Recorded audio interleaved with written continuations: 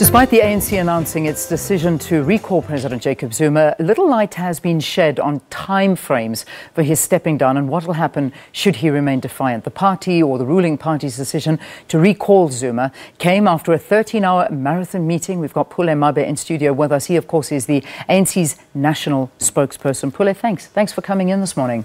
No, thanks. Okay, so let's just get a little bit of clarity, particularly from last night, because there was a message doing the rounds saying that there would be a media briefing at 10 o'clock this morning at the Union Buildings by President Jacob Zuma.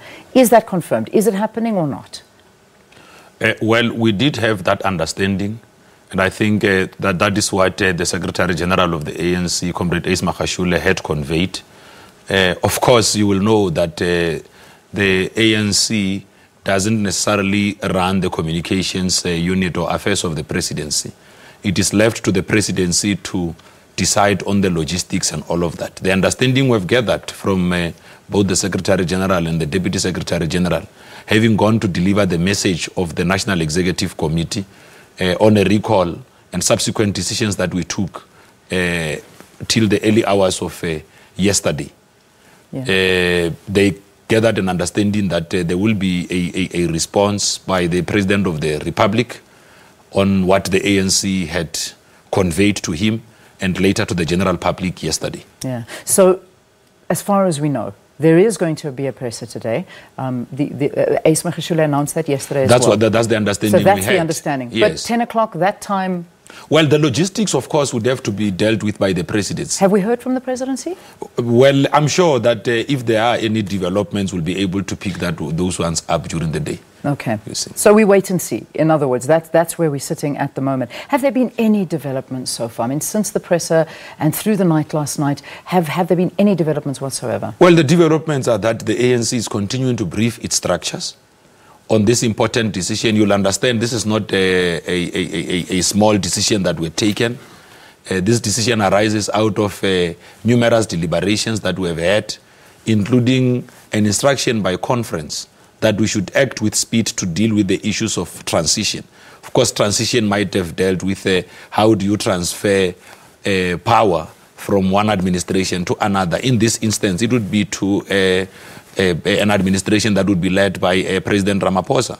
There's been engagements as well, because we must also deal with this notion that sought to suggest that President Zuma, the President of the Republic, was not a willing player in this thing. You would remember that the statements that we have issued over the past few days had suggested that there were constructive and fruitful engagements between the President of the ANC and the President of the Republic.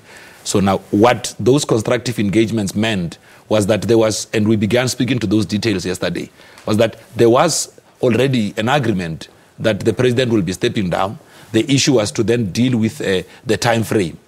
Only yesterday, in the early hours of yesterday and yesterday morning, when the Secretary General and the Deputy Secretary General went to see the President, was that issue then labored on.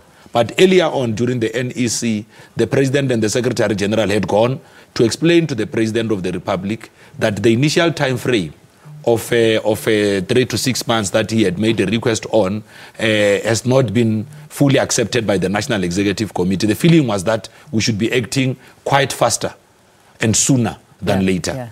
Why has President Jacob Zuma been recalled? Well, there could have been quite a number of issues. What are those? Critical to those was how we said we must deal with the issues of transition. You know, remember, coming out of Congress, Leanne, there was already a resolution that the ANC need to deal with transition in a manner that does not cause undue disruptions.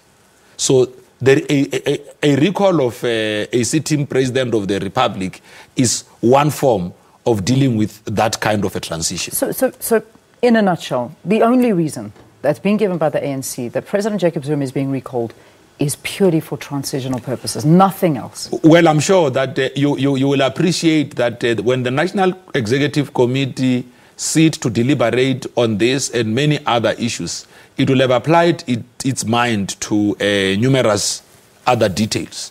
You know, and in this instance, the feeling was that, look, we're going into elections in 2019. It is important that we prepare our machinery so that our structures are geared for those processes. Yeah. So we felt that it might be necessary that you begin with that process much earlier. Pule, there's also reports circulating, and especially if you're giving the reason as transitional purposes behind the recall of President Jacob Zuma, there are absolute firm reports doing the round that President Jacob Zuma may reach out to the Constitutional Court for this recall. Is this something that you can confirm to us? I mean, is this in the pipeline? Have you heard anything? Well, I must confirm that the ANC, when our continuous interactions with President Zuma, who has been president of the ANC, who is a loyal and disciplined cadre of the movement, have been quite cordial. I mean, relations are not strained. So we firmly believe that President Zuma remains a disciplined member of the ANC and would do what is best for a cadre of the movement to be able to allow the National Executive Committee to process his decisions, because he led the ANC. There were times when the collective he led had taken decisions, and he had to make sure that he act to implement those. I mean, I had an opportunity of serving with him in the previous collective, and I can assure you of the discipline of President Zuma. And I don't think that we should be second-guessing him. You know, I think we should allow him that space to be able to brief the nation and I can assure you that as he does that, he will also make sure that the interest of the people of South Africa and that of the ANC is placed first. Because President Zuma was part of the National Liberation Project, and understand why we must move this country forward. Let me just quickly, there's one or two more questions I need to ask you. This deadline, because yesterday, Ace Magashule said there is no deadline. The president's got as long as he wants to. But before that, it was said that there's a 48-hour deadline, which of course ends today. Is there or isn't there a deadline?